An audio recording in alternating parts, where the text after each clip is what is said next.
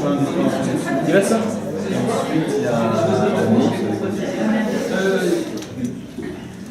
Donc, bonjour à tous. Je dois bien vous dire avant tout que je ne sais pas trop ce que je fais devant vous ici, aujourd'hui. Je réponds sûrement à la demande de mon ami Alexis, ici présent, pour ma participation à ce concours d'éloquence. J'ai découvert que, après m'être engagé, le principe même d'un tel concours est de ce que l'éloquence est vraiment.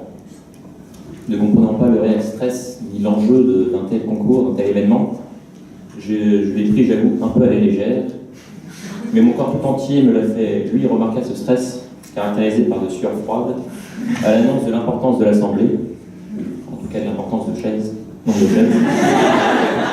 Plus d'une centaine m'avaient répondu. Là où, lors de ma candidature, je m'imaginais plutôt la vingtaine de personnes habituellement présentes lors des différents débats de l'association. Ce sera donc une quarantaine de personnes cette fois-ci. Ces réactions se sont accentuées lors du dévoiement des sujets. Donc je devrais donc tenir 5-10 minutes sur la phrase « je ne dirai rien ». Voulant prendre part à ce sujet à la lettre, je ne dirai donc rien. C'est long. Je ferai donc un discours portant sur rien. Mais alors me diriez-vous, comment faire un discours sur rien? Eh bien, vous venez de l'entendre. Ce n'était rien. Et c'est tout ce que j'ai pour vous aujourd'hui. Rien. Non, rien du tout. Rien d'intelligent. Rien d'intéressant. Même si cela peut paraître un peu choquant pour certains qui connaissent. La principale qualité à avoir lors de ce sujet est l'art de la perte du temps. Je vais donc essayer de gagner du temps tout en disant rien. Non, vraiment, je ne dirai rien lors de ce concours. Je n'ai rien à dire. Et pourtant, on va faire comme si. Comme si ce discours était enrichissant, passionnant. Peut-être apprendriez-vous des choses, ou en tout cas auriez l'impression de. Je commencerai donc par faire beaucoup de gestes. Bouger mes bras, mes mains, vous pointer, bouger l'épaule. Méthode de charme ayant déjà démontré ses effets par le passé. Je remettrai mes lunettes, évidemment oublié. Et bougerai beaucoup mes feuilles. Je pourrais suivre en vous disant quelque chose de personnel, d'un peu embarrassant. Et vous réagiriez avec des hochements de tête tout en soupirant. Je le sais, compliqué à prendre. Je viendrai ensuite sur un sujet plus sérieux. Je vais parler de manière plus calme, plus intellectuelle. Je vais ralentir ma voix afin de vous faire réaliser l'importance du moment, l'importance du discours. Des statistiques et des faits peuvent très bien illustrer mon discours en ce moment.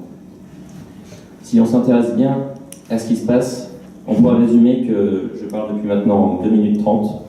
J'ai déjà mentionné plus de 410 mots. Je m'appelle toujours comme Bertrand, ce depuis 10 minutes et depuis 97. Je mesure 1m75,5, notez-le bien. Et je transpire beaucoup en ce moment.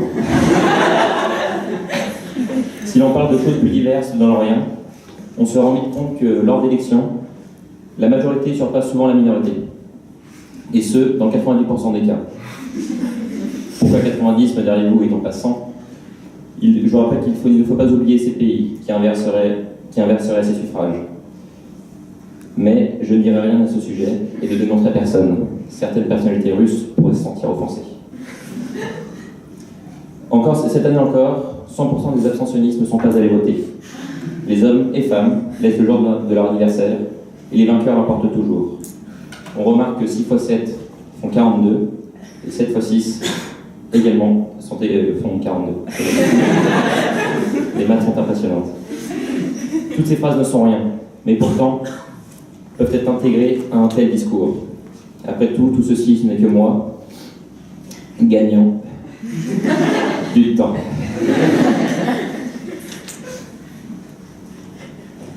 Je voudrais que vous rappeliez.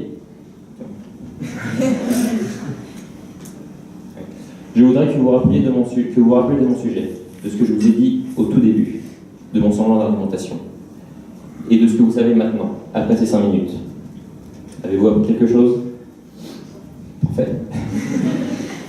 Mon passage se finira sur l'essence même de ce discours. En effet, le but de ce concours reste bel et bien l'éloquence et son usage. Et malgré tout, je m'en tiendrai à mon sujet, ne dévoilant rien de cette aptitude, à mouvoir et persuader un public à travers un discours articulé avec aisance.